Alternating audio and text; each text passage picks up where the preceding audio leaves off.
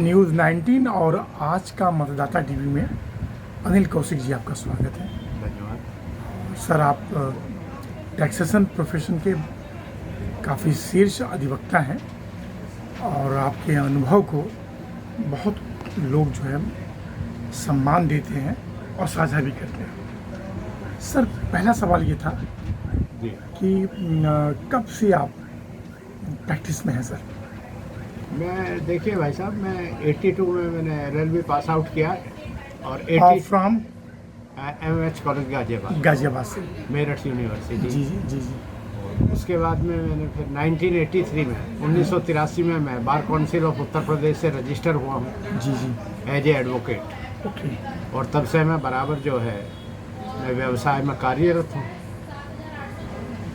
तो सर, एक अधिवक्ता बनने के बाद एक टैक्सेशन की फील्ड को चुनना और क्रिमिनल वकील के रूप में मतलब अपनी सेवाएं देना, तो आपने इस प्रोफेशन को क्यों चुना? देखिए, क्योंकि हम ग्रामीण क्षेत्र से मैं आता हूँ। अच्छा। मेरी पृष्ठभूमि जो है ग्रामीण क्षेत्र की है, किसान लोग हैं, कृषक बोलते हैं। तो ये आपकी बात बिल्कुल उचित है कि मुझे जाना चाहिए था सिविल साइड में या क्रिमिनल साइड में, पर मैंने वहाँ चूँकि मैं जब कॉलेज में आता था, कोर्ट में भी मैं जाता रहता था, क्योंकि MH कॉलेज के सामने पहले SDM कोर्ट थे, वहाँ भीड़ भाड़ बहुत थी। अच्छा। और मैंने आप गए वहाँ गए थे पहले? जाता रहता था, काम के लिए कभी नहीं। Okay okay. तो मैं तभी, जब मैं पढ़ता ही था, मैंने तभी सोचा कि इनसे क्रिमिनल से या इससे हटके ही, क्योंकि हमारे क्षेत्र में भी थे 2-4 लोग जो उधर काम कर रहे थे, तो मैंने सोचा कि इस क्षेत्र से अलग हटके कुछ काम करने का प्रयास करें। तो इस वजह से फिर मैंने टैक्सेशन में आ गया। सर, आपने जहाँ तक मैं समझता हूँ वैट देखा होगा, उसके पहले बहुत सारे जो एक्ट होंगे उसका सामना किया होगा। हाँ, जो कि आज के बच्चे नहीं किए होंगे। ये तो अब एक तरह से टैक्स की चौथी पीढ़ी चल रही है मेरे देखते हुए। चौथी पीढ़ी चल रही है। पहले बिक्री कर था जी। उसके बाद मुलायम सिंह यादव जी जब मुख्यमंत्री थे जी, तो वोटर को लुभाने के लिए उन्होंने व्यापारी वर्ग को अपनी तरफ लुभाने के लिए इसका नाम बदल दिया, बिक्री कर को, कि हमने, क्योंकि वो अपने चुनाव घोषणा पत्र में लेकर आए थे कि हम बिक्री कर खत्म कर देंगे। तो उन्होंने नेतागिरी दिखा के अपने बिक्री कर का नाम बदल के व्यापार कर दिया। दूसरी पीढ़ी व्यापार कर रही है। तीसरी पीढ़ी फिर वैट आ गई। वैट के तहत भी हमने काम किया। जी जी। और अब 2017 में जो GST आया है उसके तहत कार्य कर रहे हैं। अरुण जेटली साहब ने उसको लागू कर दिया। हाँ। तो 4 पीढ़ी का अनुभव है आपको कौशिक साहब। GST जब आनंद फानन में लागू किया गया तो उसमें बहुत सारे लोगों ने विरोध किया, खासतौर से कांग्रेस पार्टी ने विरोध किया और अन्य छोटे छोटे दलों ने विरोध किया। आपको क्या लगता है कि GST करदाता के लिए कितना हितकर है? देखिए, जहाँ तक पॉलिटिकल पार्टीज़ की बात है, वो तो कांग्रेस के भी एजेंडा में था, क्योंकि विश्व बैंक का प्रेशर था। कांग्रेस भी इसको थी, पर वो इसको लागू नहीं कर पाई। तो अब ये जो विरोध कर रहे थे, ये तो उनका राजनीतिक एजेंडा है। उनको तो हर बात का, अगर कांग्रेस लागू करती तब बीजेपी भी विरोध करती। पहले बीजेपी विरोध करती थी, वो सभी कर, वो तो पॉलिटिकल एजेंडा है। कांग्रेस विरोध कर रही है, बात तक करती रही।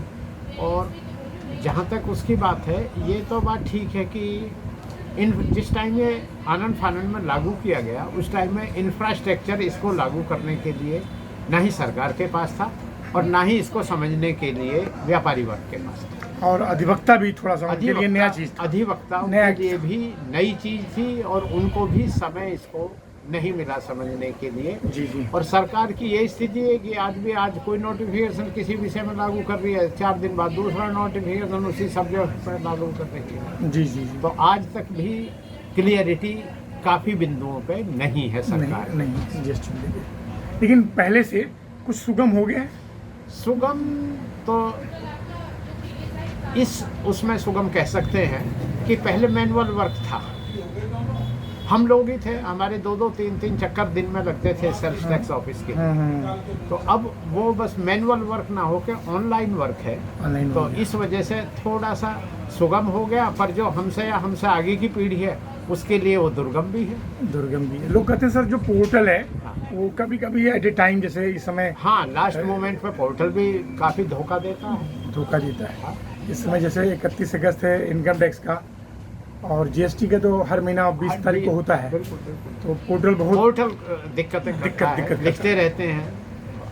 राइट। सर आप इनकम टैक्स और जीएसटी दोनों देखते हैं? नहीं, मैं केवल जीएसटी। केवल जीएसटी। राइट सर, बहुत अच्छा लगा कि जीएसटी बड़ी पेचीदा चीज़ है, आपके लिए चौथी पीढ़ी की बात है। तो कौशिक साहब, मैं ये पूछ रहा था, जीएसटी में मूल बदलाव, एक समय था बहुत सारे बदलाव चाहिए था, आज के समय में अगर आपसे कहा जाए तो वित्त मंत्री सीतारमन से क्या मूल बदलाव की आप मांग करेंगे आप? देखिए, सब मूल बदलाव तो ये है कि सरकार को जो बदलाव करना है वो अपने हिसाब से करती है, पर अगर इसको, जो इसकी मूल भावना है वो वैट आधारित ही है। और वैट को जब ये लागू किया गया, जब तक 10 साल हो गए थे करीब करीब लागू। जी जी जी। और उसमें व्यापारी वर्ग भी रम गया था, और एडवोकेट, कंसल्टेंट, अकाउंटेंट, सीए, सबको उसकी जानकारी काफ़ी ज़्यादा हो गई थी, और उसमें लाइन पे आ गए थे। अगर उसी, कोई बात नहीं, कंटिन्यू। अगर उसी को बेस रखते हुए इसको चेंज किया जाता, जबकि मूल भावना में वैट ही है आज भी, भाई उसमें वैल्यू एडेड टैक्स था ना, इसमें भी वैल्यू ऐड ही हो रहा है। तो अगर तो ज़्यादा लोगों को सहूलियत रहती, पर चूंकि सरकार है अपने एजेंडे पे चलती है, जो हायर अथॉरिटीज हैं, जो सेंट्रल में बैठे हैं, जो ज़मीन से जुड़े हुए अधिकारी नहीं हैं, उनको इस बात के लिए कन्वे नहीं कर पाए ज़मीन से जुड़े हुए अधिकारी अभी तक। क्योंकि जब भी ये लाया गया तब भी जो सेंट्रल में कैबिनेट में सेक्रेटरीज वगैरह बैठे हैं, वो स्टेट गवर्नमेंट के ऑफिसर्स को उतना नहीं सुनते, ना ही उनको ध्यान रखते हैं। ये बड़ी कमी है, क्योंकि ये उनको अपना कहना नहीं चाहिए, मुझे थोड़ा सुपीरियरिटी कॉम्प्लेक्स। ओके, मैं समझ गया सर। अच्छा सर, अधिवक्ताओं को रजिस्ट्रेशन के समय एक जो पहले था, जैसे बोगस जो रजिस्ट्रेशन होते हैं, इसमें सरकार को नुकसान होता है, क्या मांग करेंगे कि टाइम ऑफ रजिस्ट्रेशन जीएसटी के लेते समय, जैसे वैट में था कि अधिवक्ता का सिग्नेचर होता था, वेरीफाई करता था अधिवक्ता, तो दिया जाता था, अब वो रोल खत्म कर दिया गया।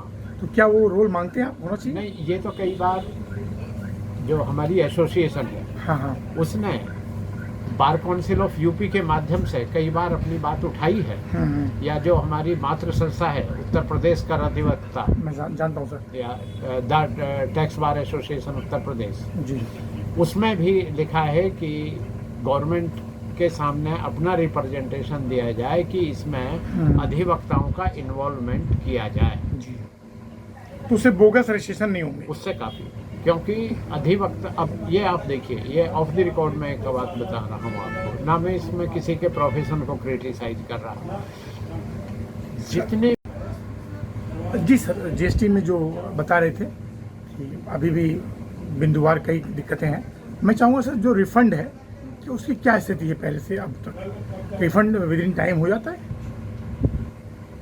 विद इन टाइम तो बात की चीज़ है, पहले उसकी फॉर्मेलिटी करनी पूरी बड़ा मुश्किल है, बहुत दुरूह है, क्रिटिकल है, तो बड़ा चैलेंज है सर।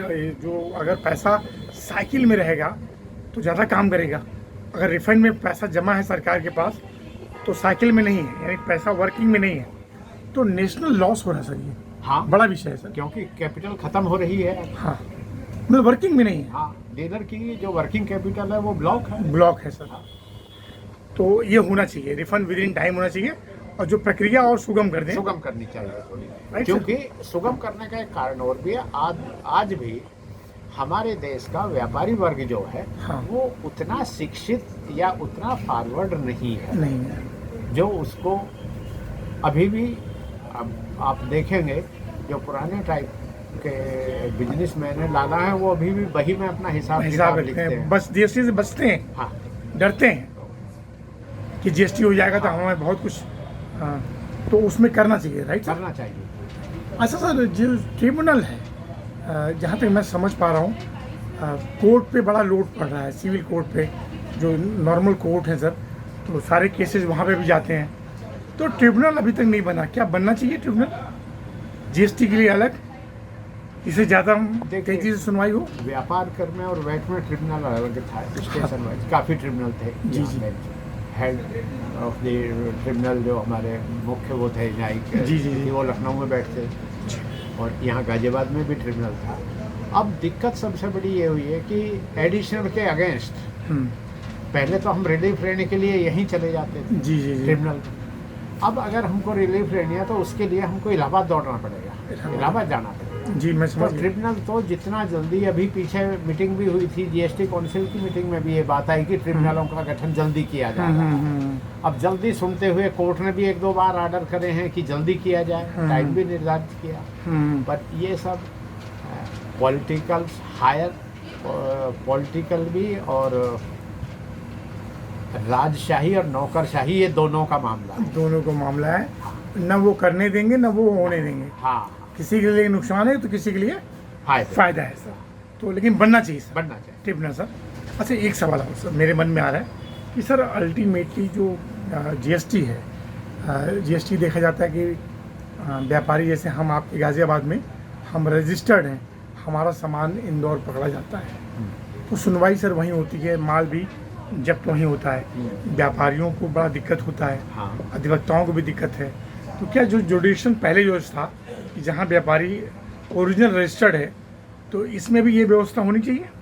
देखिए, जब स्टेट वाइज था सब, सेल्स टैक्स था या व्यापार कर था या वैट था, तब दूसरी स्टेट में हमारा माल रुकते ही नहीं थे, प्रोविजन नहीं थे। स्टेट में उसकी चेकिंग होती थी, जिस स्टेट से संबंध जहाँ से गुजर रहा है। दूसरी स्टेट को थ्रू आउट उसने देखा कागज है, कोई नहीं, बिल है, बिल्टी है, चले जाओ, उन्हें कोई मतलब नहीं।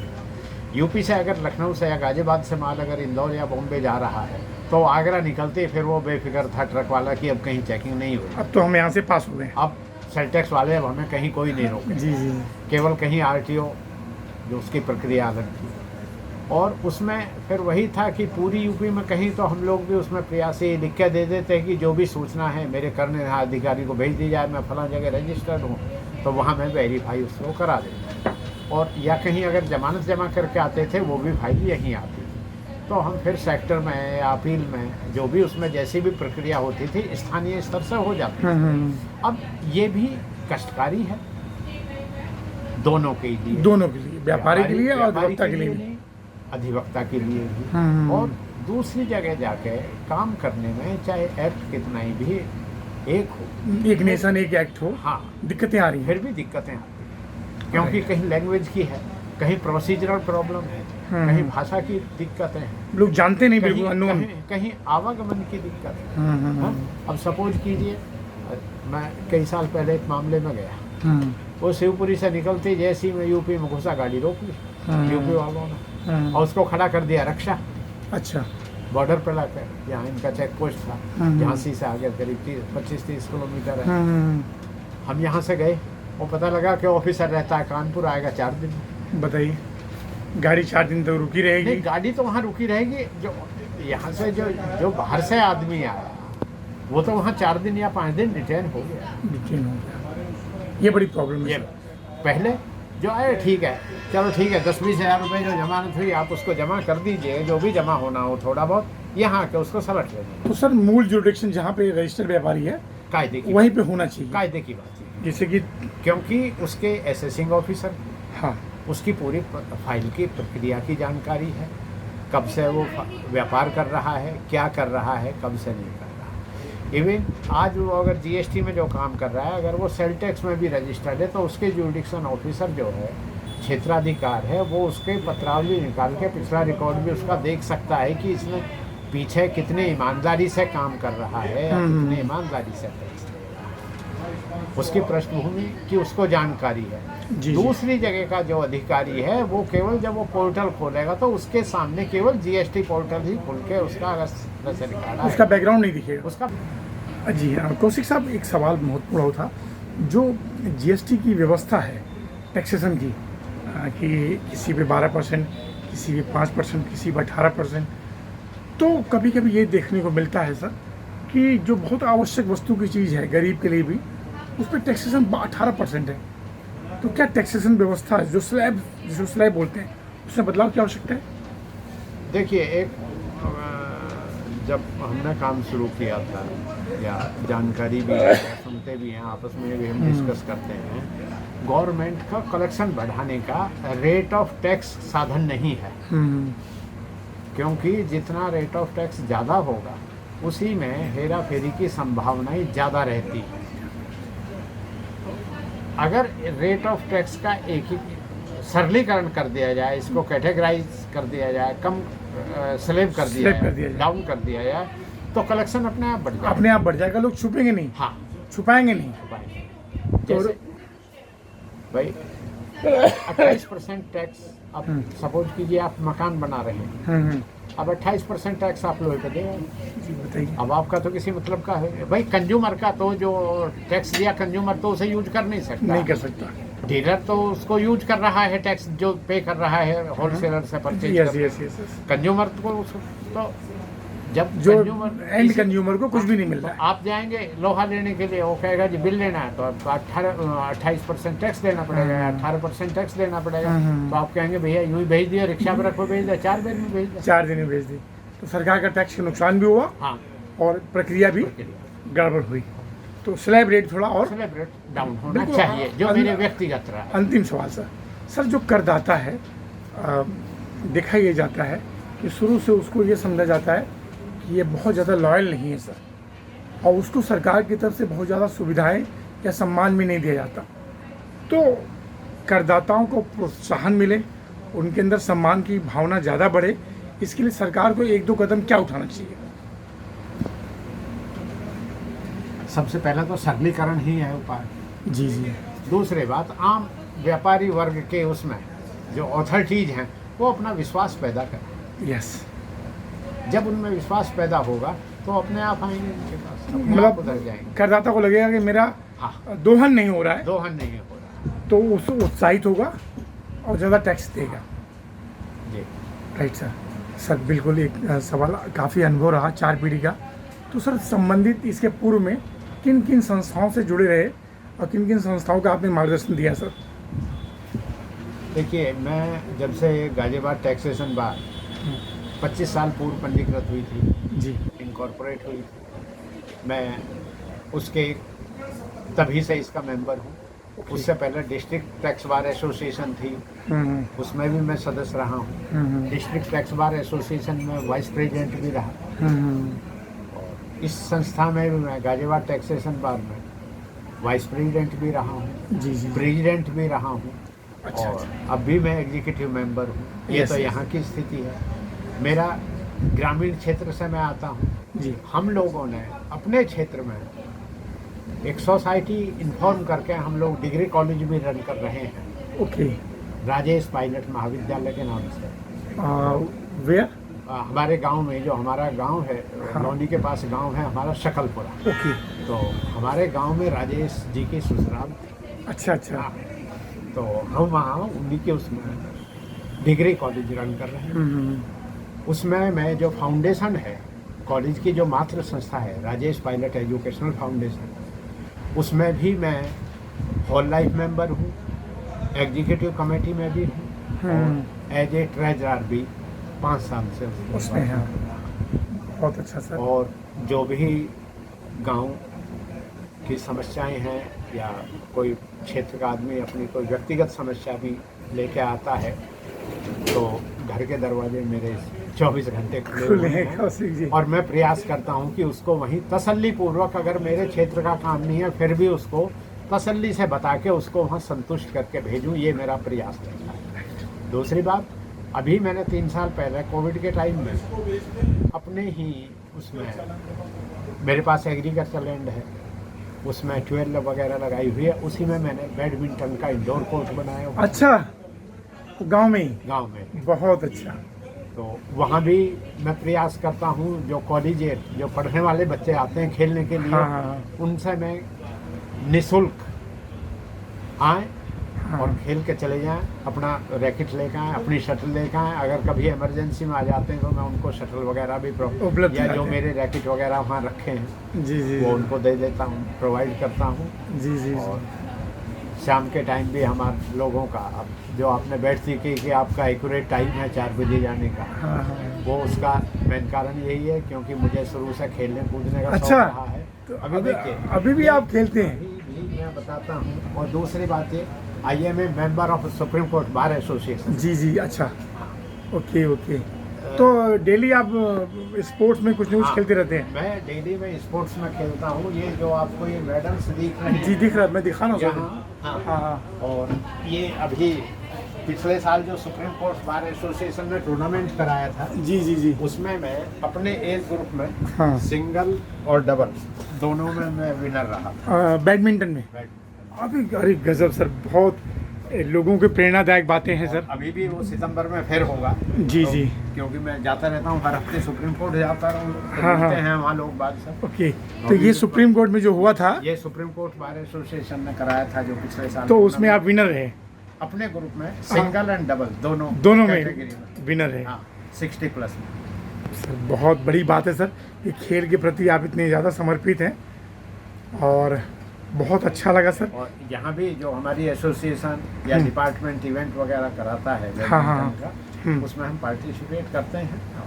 Right right. नहीं सर, हम आएंगे वहाँ पे भी कवर करेंगे, जहाँ आपका ये हाँ, कभी क्रीड़ा स्थल है। कभी आपको मौका मिले तो मैं दे देता हूँ कार्ड में। जी मैं आऊँगा। बस सर एक सवाल और था सर, बड़ा क्वेश्चन था कि वित्त मंत्री सीतारमन जी से और नरेंद्र मोदी जो देश के मुखिया हैं, उनसे कुछ बड़ी अपील करेंगे आप? और जो युवा अधिवक्ता है वो ज़्यादा प्रोत्साहित हो, मार्ग भटके ना, ईमानदारी पूर्वक कार्य करे, इसके लिए क्या आपका? इनके लिए तो सरकार को जो युवा अधिवक्ता है, इसके लिए तो वो बोलते हैं ना, उसको स्टाइपेंड हो गया, प्रोत्साहन हो गया, स्टाइपेंड हुआ, हेल्थ इंश्योरेंस हो गया, रखना चाहिए, करना चाहिए सर। हाँ, क्योंकि शुरुआत में क्योंकि मिलता नहीं सर। हाँ, शुरुआत में कुछ मिलता नहीं है, और खर्चे ऑफिस वगैरह सेटअप करने में। जी जी जी। अब आज का वो टाइम तो है नहीं कि बस में बैठ के या लटक के चले गए जैसे हम कॉलेज में आते थे। अब तो बच्चा उसको घर से निकलने के लिए बाइक चाहिए कर रहा है, जी जी। और पेट्रोल भी काफ़ी महंगा है। तो सरकार को इधर ध्यान देना चाहिए कि ध्यान न्यू कमर्स हैं, इनके लिए 5 साल या 10 साल तक कुछ ना कुछ इनको, हाँ, जिससे इनको प्रोत्साहन मिले और ये कार्य के में अपने ज़्यादा रुचि लें, जिससे दूसरी तरफ इनका कि भाई कुछ हमें न मिल जाए, रहा है। और ज़्यादा से ज़्यादा लोग इसमें आगे बढ़े ईमानदारी पूर्वक।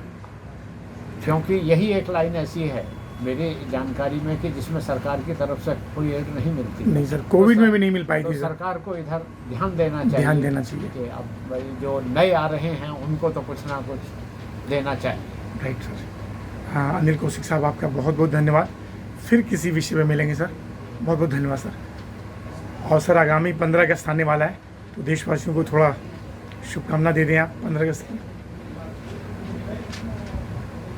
सभी देशवासियों को और साथ में आपको भी और अपने साथियों को 75 वर्ष पूरे होने की स्वतंत्रता दिवस की शुभकामना। और सभी ग्रामवासियों से सभी देशवासियों से मेरी ये अपील है कि वो अधिकारों की तरफ ध्यान न देकर थोड़ा कर्तव्य की तरफ अपना ध्यान रखें, और जो अपनी जिम्मेदारियां, चाहे अपने समाज के प्रति, चाहे अपने परिवार के प्रति, चाहे अपने देश के प्रति, उनमें रुचि लेके उन जिम्मेदारियों में सहभागी बने, जिससे हम आगे बढ़ें। कौशिक जी आपका बहुत बहुत धन्यवाद। फिर किसी विषय में मिलेंगे सर। थैंक यू सर, नमस्कार। आइएगा कभी भी।